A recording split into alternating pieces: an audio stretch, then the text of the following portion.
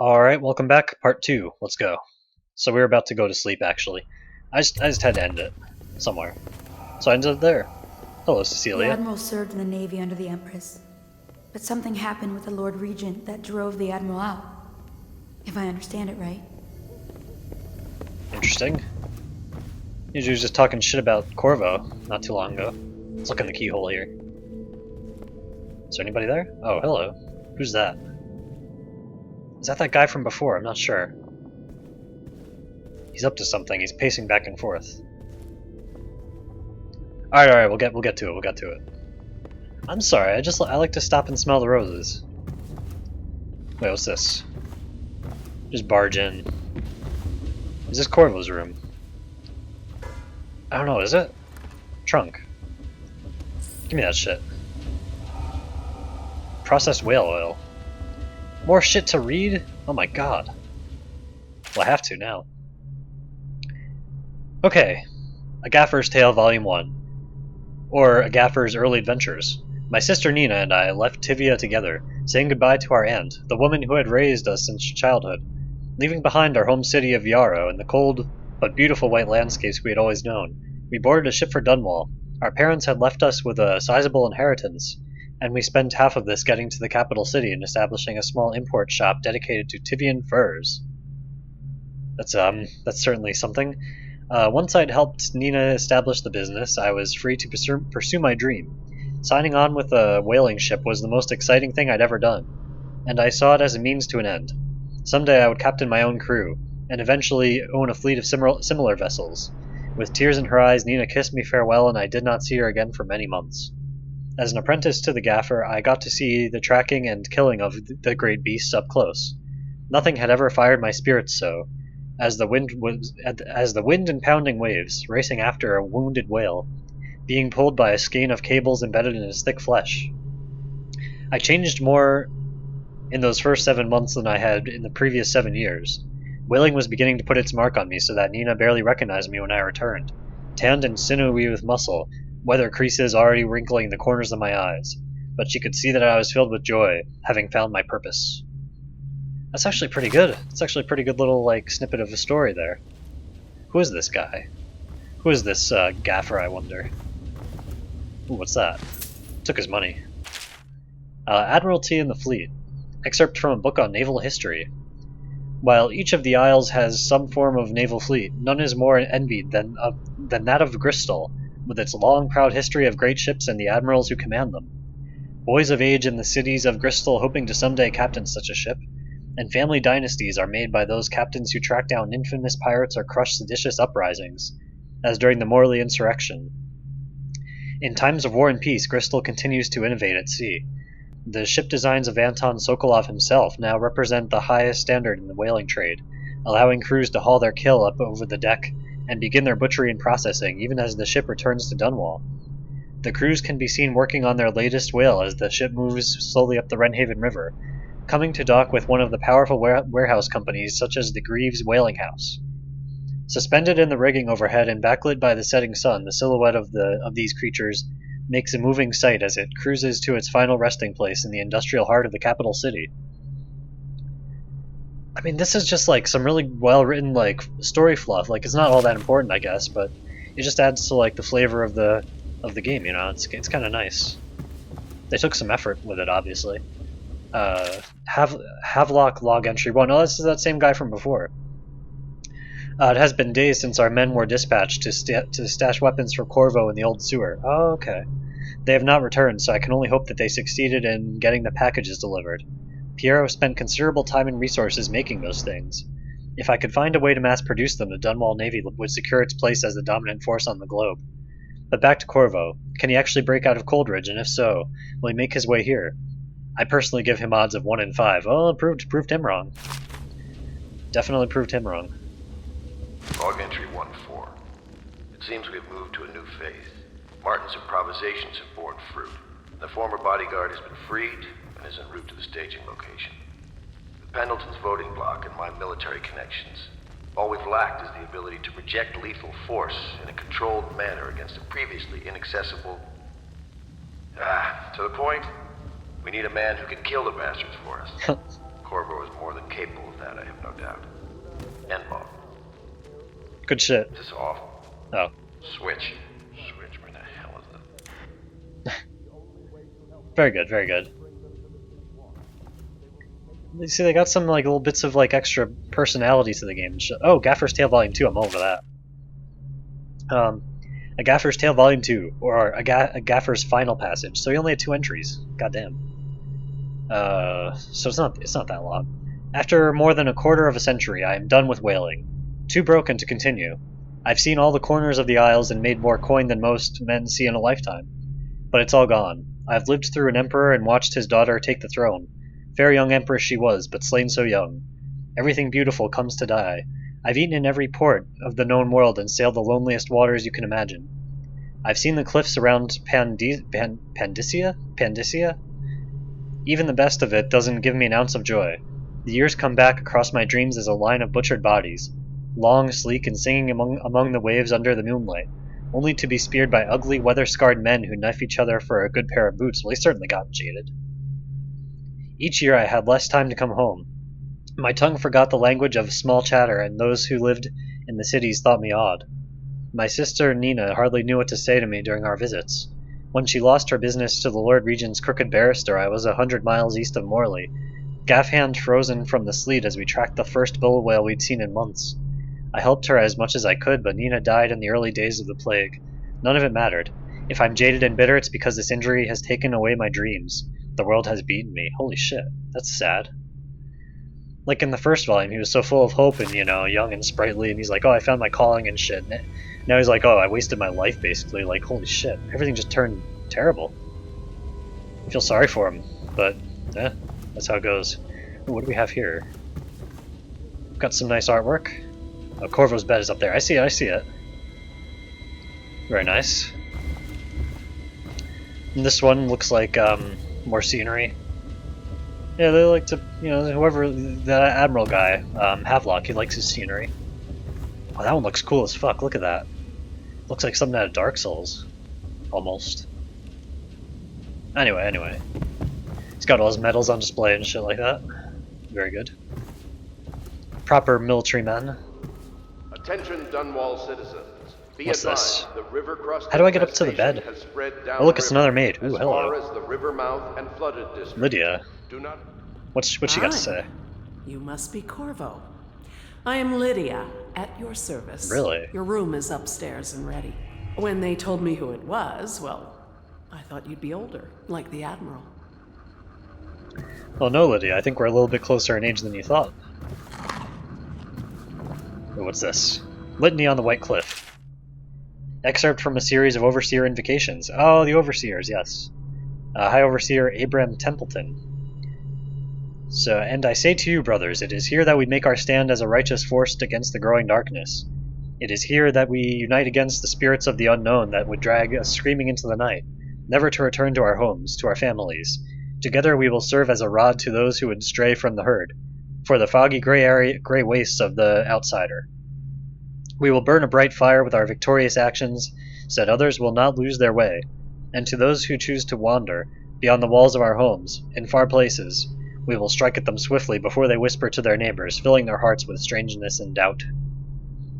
Propaganda, if you ask me. It's not good at all. Not good shit. Ooh, I like this though. It's nice artwork. Jagged cliffs. Is that a person up there? Like, see where crosshairs are? I think that's a person. Could be. Nah, maybe not. But, looks like they have some extra, like, cots and shit like that. And a bathroom. Ooh, coin of 5, yeah. Give me that shit.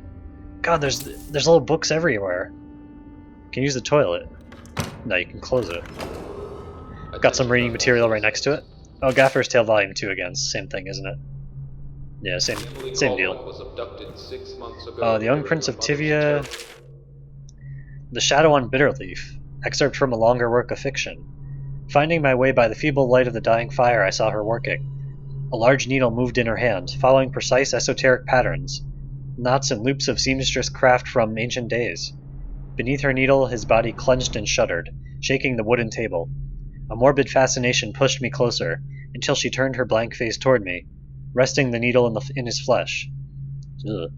With a refined tone she addressed me. You are the lover, I presume. You two have been unfaithful, and it is now your turn to be mended. Jesus. That's kind of creepy. Anyone? The young prince of Tivia. How long is this one? God damn it. Okay, not too bad. Except from a theater play. Lord Nathan Bale, shaking with outrage. How dare you, sir, clothed so in my very home. I should hand you over to the watch, depraved Tivian. Prince Kalasar, moving closer. What the fuck is this? That's a harsh welcome for royalty, my lord. Your daughter treated me with much more hospitality. Alas, she has gone out for the evening, leaving me all alone. Lord Nathan Bale, stammering, studying the younger man before him. What are you doing? Leave this house. Go back to your frozen wasteland, pale rascal. Prince Kalasar, smiling coyly, reaching out. No need for anger between us, Lord Bale. Is it so wrong for me to be here? As I've proven, I've developed an affinity for you and your family. Lord Nathan Bale, gasping. Oh my, Kalasar, your skin is so warm it burns. Not entirely sure what that was all about, but it was kind of interesting, I guess. Alright, let's get to bed. But see, that's what I mean. If I'd went straight there, I would have missed all that shit. There's a lot of extra story and shit. Oh. Is there more? No, this is a... Ooh, 100 silver or whatever. Nice. I'll just take that from you. What do you got to say for yourself? Pleased to meet you, Master Corvo. I saw you at court in happier days, but you might not remember. I was once a close ally to the Lord Regent, Hiram Burroughs, back when he was just the spy master. He's one manipulative bastard, I can tell you that. Alright. Fair enough, I guess. My furnishings have been installed at last with no small amount of complaining by that antiquated boatman. The others have no idea what it's like to suffer as I have. Speaking of which... Wallace! Please breathe 2 bottles of Dunwall Red, never mind which, and fetch a clean glass. Well, I'll begin again tomorrow. Oh my god. Scared the shit out of me there. I forgot he was here. No, I was just admiring the painting. Look at that. The sky looks nice and beautiful, and nice style to it. Could be concept art for the game, even. Yeah, like, look at that shit. Very nice. A bit rough, like the style is definitely not like photorealistic like earlier, so I like that. A bit more stylistic. And we got some wallpaper coming off of the walls, always nice. Wait a minute. Holy shit, you see that? It's the exact same pattern. Look at that. Like you got like the jaggedness over here and then that circle up top, and you look over here and it's the same exact thing. What the fuck? It's like somebody cloned they use the same texture pattern. I'm sorry. And over here it's the same one too. Holy shit, there's 3 of them. Some people might not notice that shit, but I do. Wait a minute. I throw glass at it. What happened? Did you do that? No, I didn't do that. It certainly wasn't me. No, I was just. Oh, all right, I'll stop. But even the way the wallpaper is rolled down, it's the exact same thing. Like you can see, like look, it's like narrow at the end and then it widens out. Narrow at the end and it widens out. I mean, it's fair enough, but still. All right, let's go up here.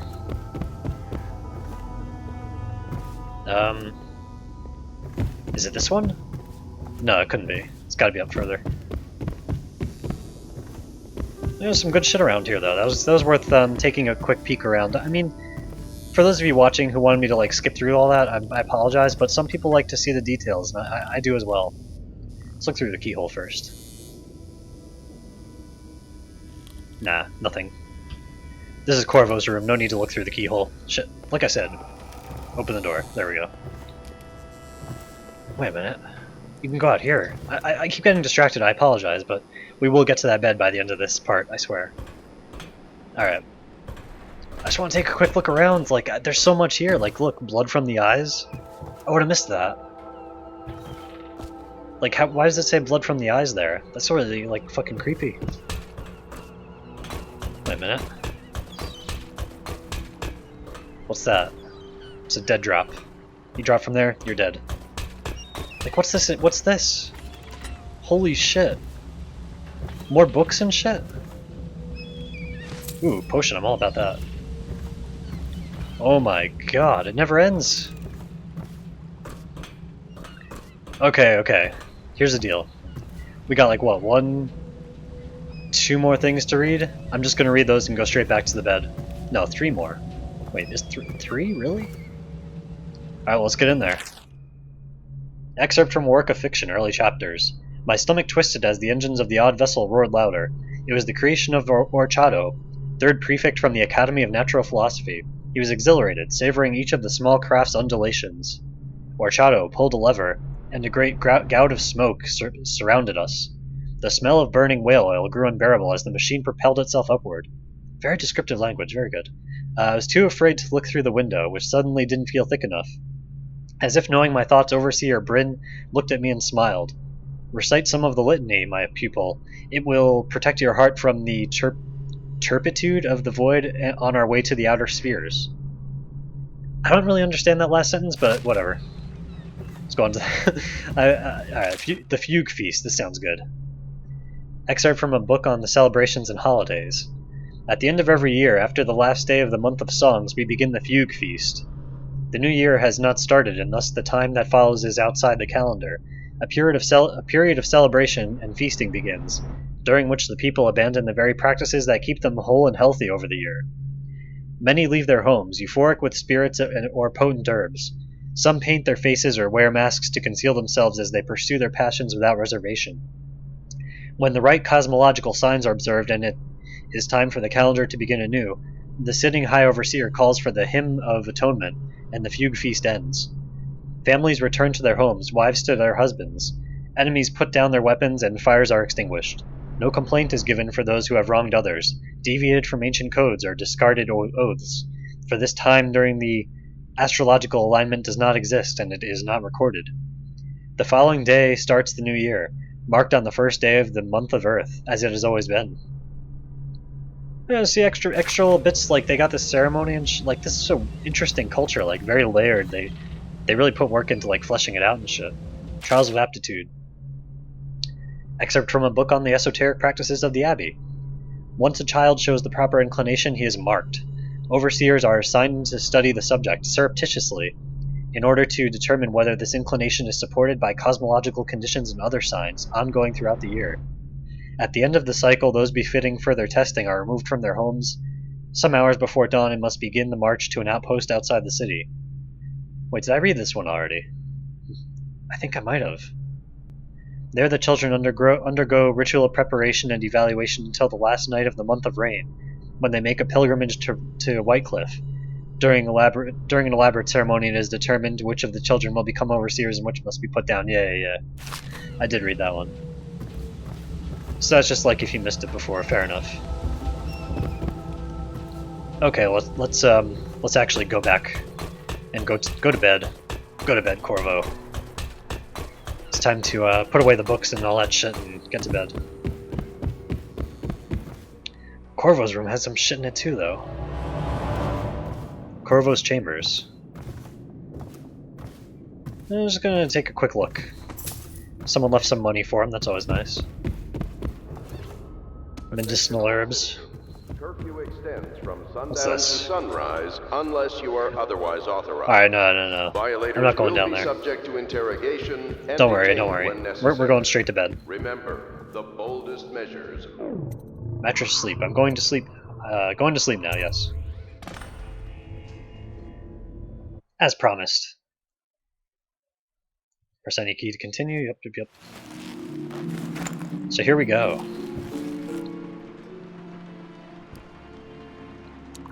But next time, guys. Next time, this is the end of part 2. So, yeah, we got some extra bits of story there. A lot of story this set so far.